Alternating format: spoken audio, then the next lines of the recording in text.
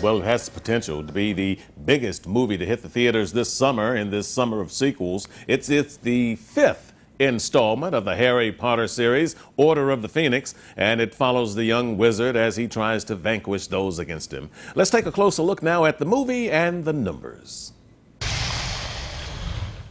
Hello. We feel like we've come to know Harry, Ron, and Hermione very well as they've learned about wizardry at Hogwarts. We watched them grow as actors and as their characters. And now the actors themselves have become global celebrities, and their characters seem to get into more precarious situations with each film. You'll remember we first met the bunch in The Sorcerer's Stone. Not to worry, dear. It's Ron's first time to Hogwarts as well. This movie came out 6 years ago and took in $318 million at the box office. There was no doubt we'd be seeing more of Harry in the theaters to come. Next up, the following year, was The Chamber of Secrets. According to legend, Slytherin had built a hidden chamber in this castle known as the Chamber of Secrets. This took in slightly less than the first film with $262 million total. That's still quite a bit of money and more than double what the movie cost to make. Fans had to wait 2 more years for the next installment, though, The Prisoner of Azkaban. Potter, what are you doing wandering the corridors at night?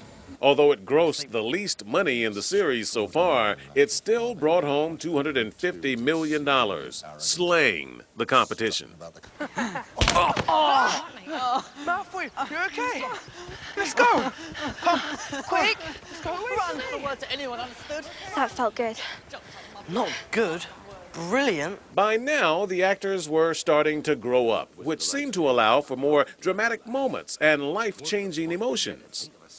Which brings us to The Goblet of Fire, which hit the theaters in 2005. I didn't put my name in that cup. I don't want eternal glory. I just want to be... Look, I don't know what happened tonight, and I don't know why. It just did.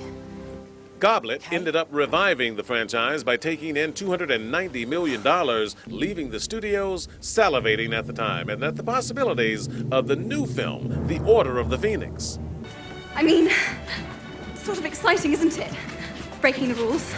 They don't want to just break the rules. They're looking to break box office records. Harry Potter and the Order of the Phoenix. Anything that this guy touches, it just turns to gold. You don't expect any different with this one, do you? Would you want to bet against Harry Potter? Any aspect No, of it? I wouldn't. Because Harry Potter is this book phenomenon that supposedly got generations of kids reading all around the world. So some of those kids are growing up. Some of their younger siblings have been hearing about Harry Potter. Lots of grown-ups love to follow Harry Potter. You're a little scary sometimes. You know that. Brilliant, but scary. And now that everyone seems to be more grown up, including the fans, the movies are now taking on a different tone. Don't break ranks if one of us is killed. I think that Harry Potter fans, the ones that read the books faithfully and sort of know what's going to happen, want to see it played out on the screen. The effects and the flying and the magic tricks are fabulous. And the ones who don't read it are just looking for a good adventure. I would not bet 1 nickel against Harry Potter. That was bloody brilliant. Part of the appeal of Harry Potter is this idea of kids having power and kids growing up. Kids always want to read what they call aspirational, something that makes them able to do things that they can't do. So the fact that they have magical powers and they're going to have maturity and the equivalent of driver's license makes this movie very appealing. It's that appeal Warner Brothers is banking on. The studio has made $1.2 billion.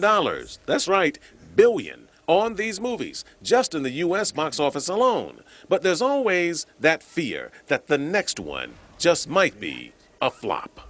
What if after everything that I've been through, something's gone wrong inside me? What if I'm becoming bad?